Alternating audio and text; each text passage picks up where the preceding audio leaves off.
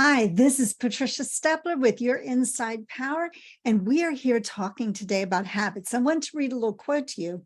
It says, if you believe you can change, if you make it a habit, the change becomes real. So there's a lot in that little quote. If you believe you can change, not everybody believes they can change. You know, the thing about teaching an old dog new tricks. Not everybody believes that they can actually change something. But if you do, and you make it a habit to change, then the change will become real. So why would you want to change a habit? Well, some habits you don't want to change. And I talked about that in a little bit last week. You know, we have habits that save us time. That's why they get created. When you can create a habit that saves you time, you no longer have to think about it. So getting ready in the morning becomes a habit. Putting on your makeup becomes a habit. Doing your hair becomes a habit. And those things are very helpful. Even driving becomes a habit. Think about this. When you first started driving, you had to think about every single thing you were doing. Now you get in a car and it's become a habit.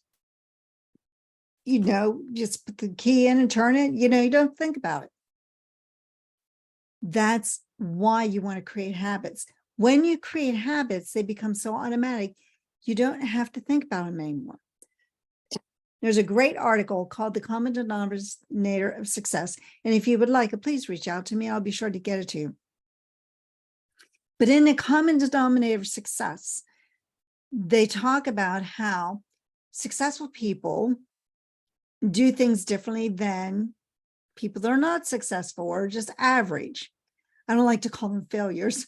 So we'll just call them average people, because that's basically what it is. You can be a creative person and you can be, excuse me, highly successful. I have a tickle in my throat. Or you can be perfectly average. And there's nothing wrong with being average. There's nothing wrong with being like everybody else. But people who strive to be highly successful have to create habits that the average person doesn't want to do. Now, it doesn't mean it can't do them, because anybody can do the habits that you need to do to change. But some people would rather not change. They'd rather just things exist as they are and realize that the life they have today is about as good as it's going to get.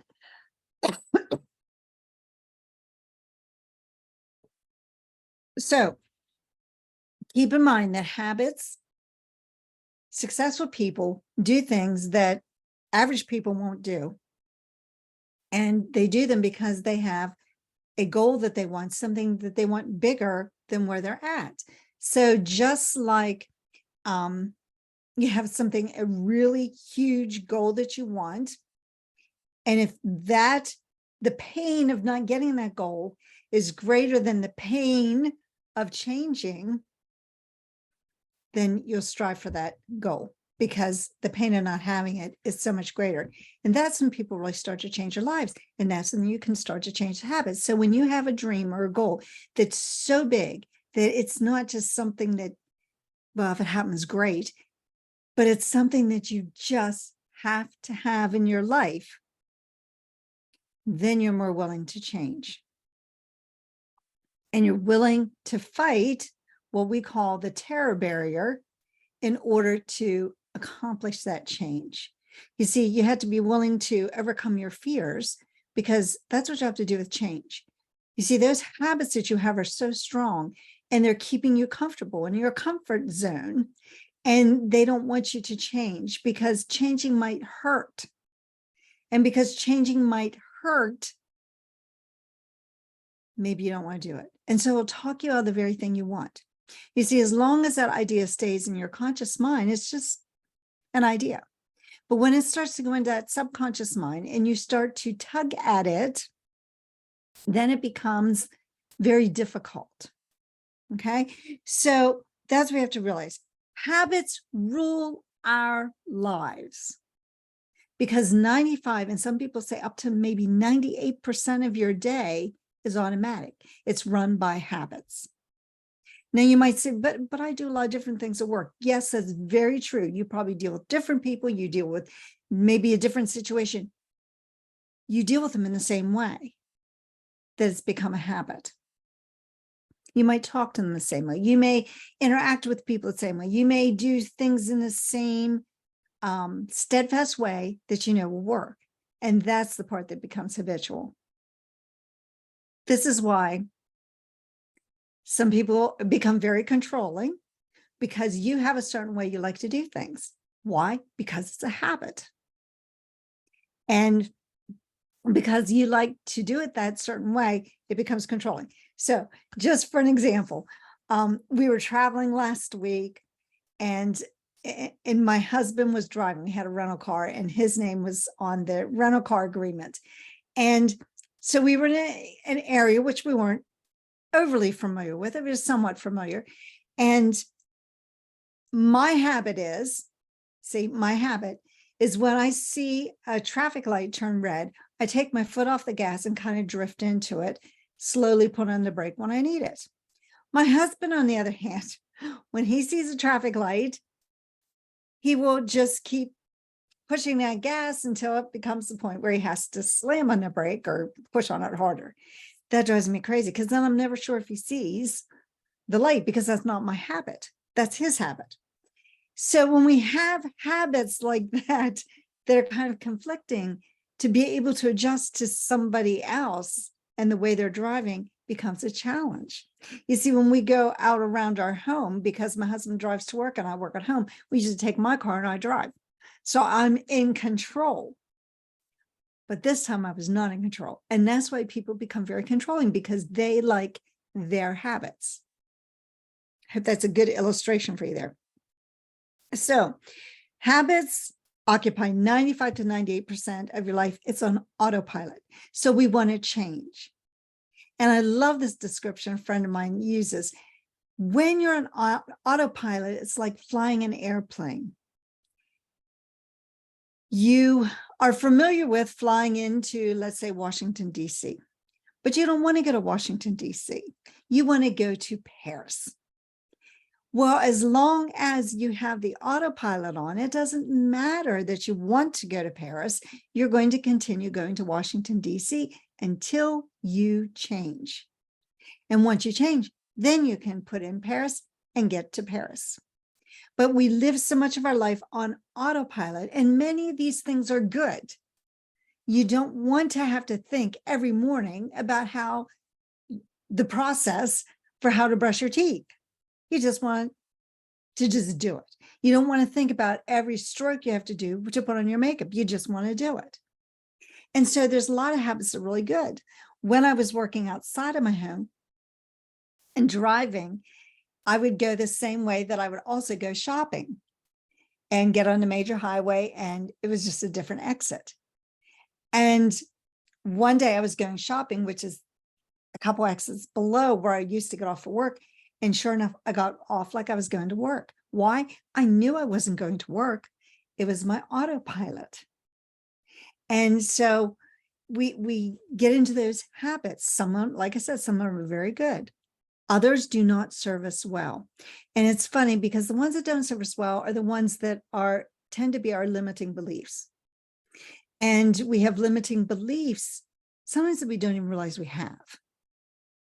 But we wonder why we're not doing better than we are.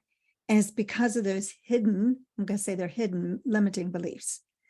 And some of them may be so hidden because they were maybe when you were a child, you were told, oh, you can't do this, or you can't do that. Or, you got this feeling, it wasn't even told to you that you weren't good enough. Has anybody ever had that feeling that they just weren't good enough? And yet nobody ever told you weren't good enough. It was just something you started to interpret for yourself by things that happened. I remember when I was working, I was teaching school, and we were in a group meeting, and I always felt like everybody else knew more than I did. Now, was that true? No, not at all. And so this one time, one of the other teachers in our group, she reached out to me by email afterwards, and she said to me, hey, can you get me this? I know if anybody can find it, it's you. Well, now, I took that as a huge compliment because she was somebody I really admired and thought that she was a really good teacher. But here she was reaching out because she knew if anybody would have this information, it would be me. Isn't that funny? And yeah, I felt like I wasn't good enough, like I wasn't good enough for all the rest of them. They were all so much better. They're more educated. They were, better teachers. They were, and all this stuff that wasn't true. And then one other time I was asked by my administrator to go and observe one of the other music teachers because she was struggling. And I went in and I was watching her, and sure enough, I could see where she was struggling. But you see, I never felt like I was good enough. Now, that's a silly thing. But you see, somewhere along the line, I had developed that limiting belief about myself that I wasn't good enough. Nobody ever told me I wasn't good enough. I just developed it myself. So that became a habit. So now you're trying to do something beyond what you think you can do. And you have that tugging at you that you're not good enough. And then you think you can't do it. So we really have to start changing those habits and beliefs, because they're basically the same thing. You believe this, and so that becomes your habit. And we have to start changing that because that's what's keeping us stuck. And sometimes we don't know what's keeping us stuck. And so you need to have somebody else to see what the problem is, because sometimes we can't see what's in the frame of the mirror because we're in the frame. Okay. So it becomes very frustrating, and it actually keeps us stuck to the point where we begin to procrastinate. So procrastination can set in at that point too. So how do we go about changing it? Okay, we have this habit that's not serving us well. Let's just take a limiting belief. We don't believe we can do something. And we'll just go with not good enough. We believe we're not good enough. Interestingly, I was at two different conferences, and the predominating thought by all these people who were, a lot of them were helping others. They were coaches, they were entrepreneurs.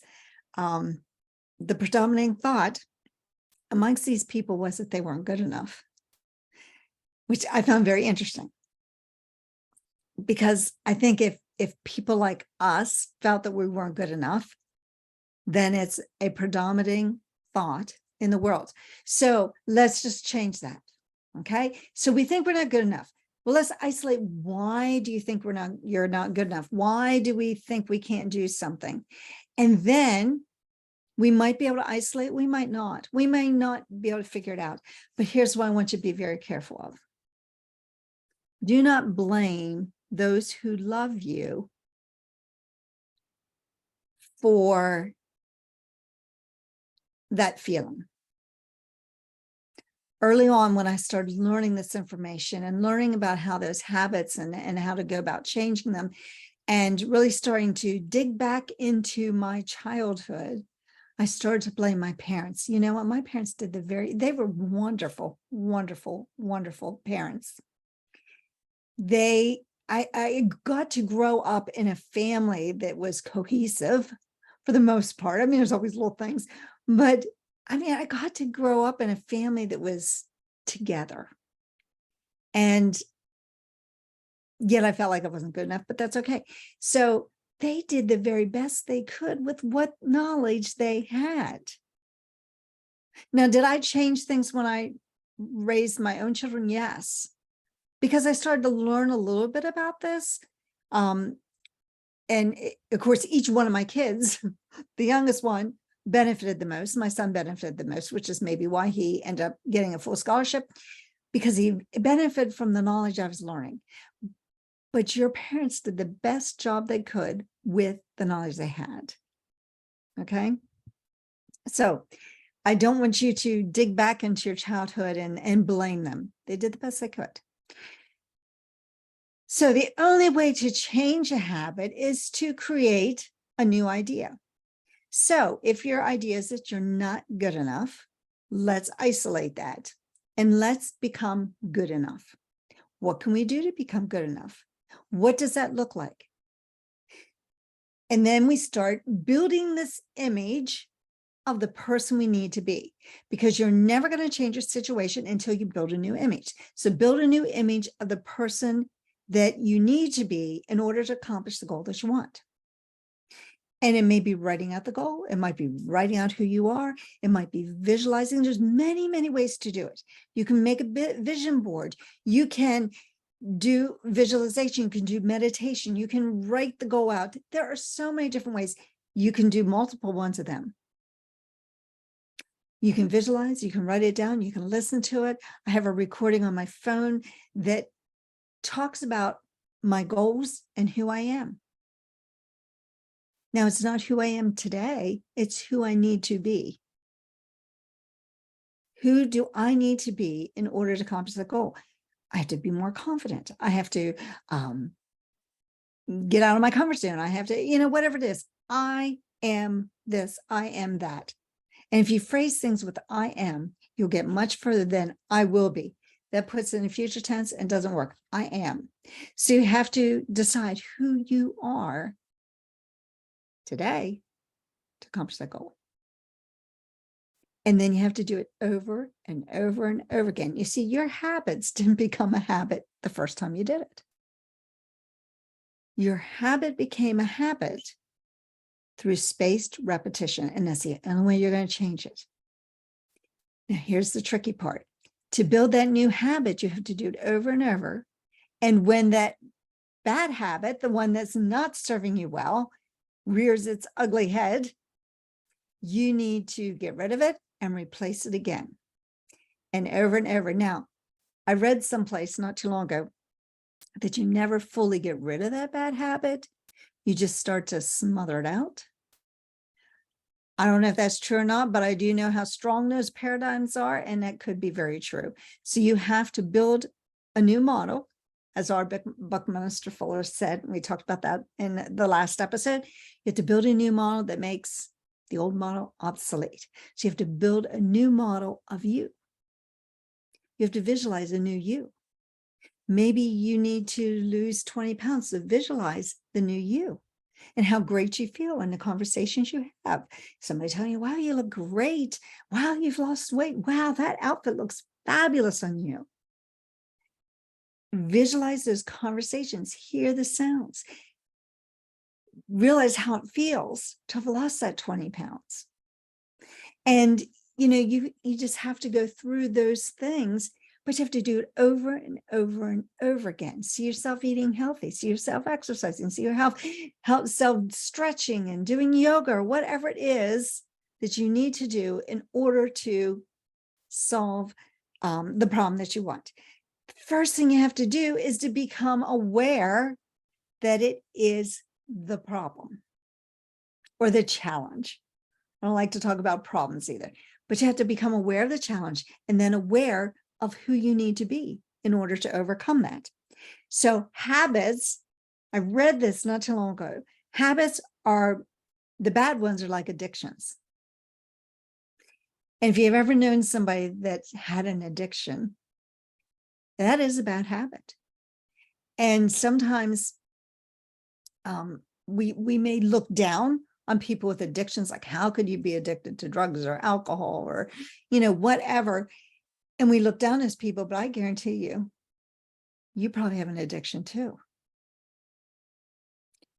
It's just some addictions don't hurt you like others. I feel like I'm addicted to doing my makeup. You see, my kids used to laugh at me when it was a snow day and we were stuck in a house because there was nowhere to go. And I would still put my makeup on. Or we'd go to the beach and I'd still put my makeup on. And my kids would laugh at me. Well, you know what? That was my addiction. It didn't harm anybody,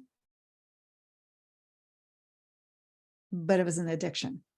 So I'm sure that we all have addictions if we were honest with ourselves. We have to break the cycle.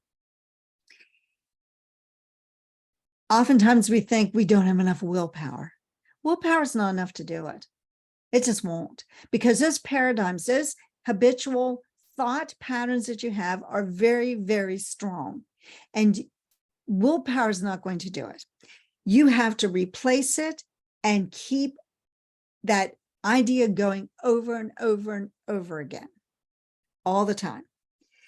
And you have to release what's not right. So when you become overwhelmed, we tend to shut down. Why do you become overwhelmed? What's triggering it? So the next time you feel, overwhelmed or stressed or anxious, stop, figure out what's triggering it. What's triggering that bad reaction that's not what you want? And figure that out so that you can stop the trigger and realize when it's going to start happening. It takes awareness. You have to be aware. And then what can you do to overcome it? I always tell my clients when I work with them, have something, because you're not always up here. Life is not always exciting and perfect. You're going to have dips. And so I always tell my clients, find something that's motivating you, whether it be a book to read, or whether it's a piece of music, or whether it's something you like to do, or maybe it's just, getting out and taking a walk. What will turn things around so that you can start back up? Because you're going to have low spots. It's never going to end. If you didn't know what it feels like to feel lousy, how do you know what it feels like to feel really good? You see, there's opposites of everything. There's no inside if there's no outside. There's no feeling good unless there's feeling bad. When you're feeling bad, what can you do to change it around? And you might want to come up with different things, because maybe it's a book, but maybe you're feeling so bad you don't even want to read that book. So then let's find a piece of music that you can listen to, and or find that walk, or just sit there and meditate. Find something that will help you to turn around. And so that the next time that you dip, it's not that you won't dip, it's that you find something to change it. So, what would it be like if you changed that habit? What would your life look like? And start thinking about that. And that will help to motivate you to change. Because change is not easy. People do not like to change. So build that new picture, that new model that makes the old model obsolete. And, keep in mind that it's going to take time, and you need to do it daily. You need to think about this. Maybe think about multiple times during the day. So there's a story, and I may have shared this before, about the astronauts when they wanted to go into space, and they had to figure out what it was going to be like for them. And so they made them wear these concave glasses that turn everything upside down and backwards. And when they were wearing them, they had to get used to it. And so they had to wear them 24/7. Long about day 18, everything flipped. And when it flipped, they were seeing normal. And they didn't expect that. But see, the brain's very powerful. It's very, very powerful. But you can't change too many things at once. They changed one thing. They didn't change multiple things on the astronauts. It would get confusing. So when you want to change something, you're going to have to find one thing, two at the very most. When I tell my clients change, find a business thing that they want to change and a personal thing. And don't do more than that. Because if you do too many, you're just setting yourself up for failure. Every once in a while, you'll see somebody talk about all the different aspects of your life, your spiritual life, your health life, your business life, your family life, your, personal life.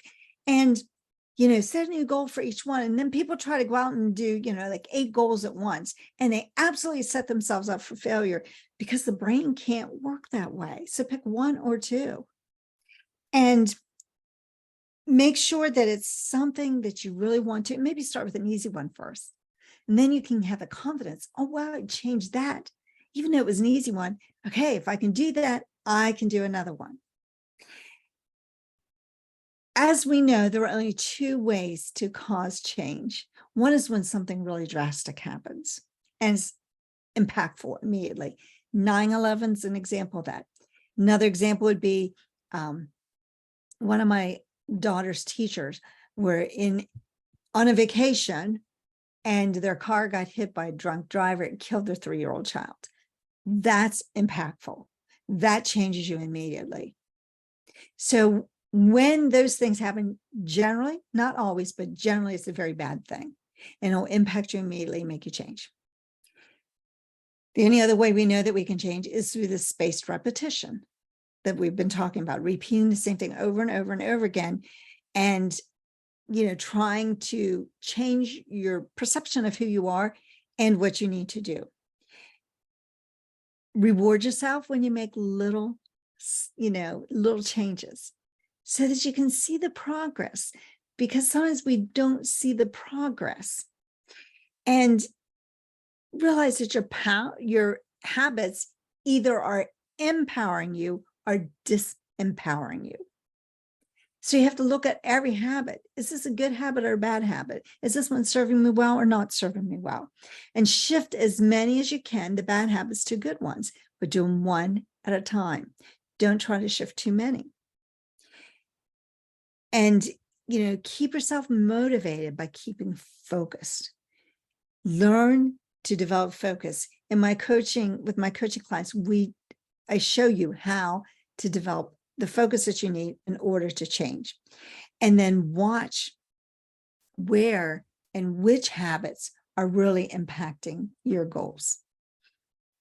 So in the link for the show, I put a link for breakthrough session.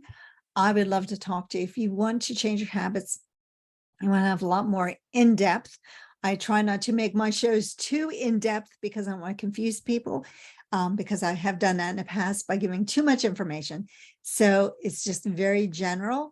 And if you want more information, book a time with me and we can talk and figure out what it is, what your goal is and where you want to go, because it's all a matter of shifting your thinking and becoming the person you need to be. There are 3 main things we have to do. First of all, we have to have a goal that's big enough that motivates us and wants us to go out there and change. We have to change who we are. We have to become the person we need to be. And then we have to be willing to take a risk. This is Patricia Stepler with your Inside Power. Make it a great day.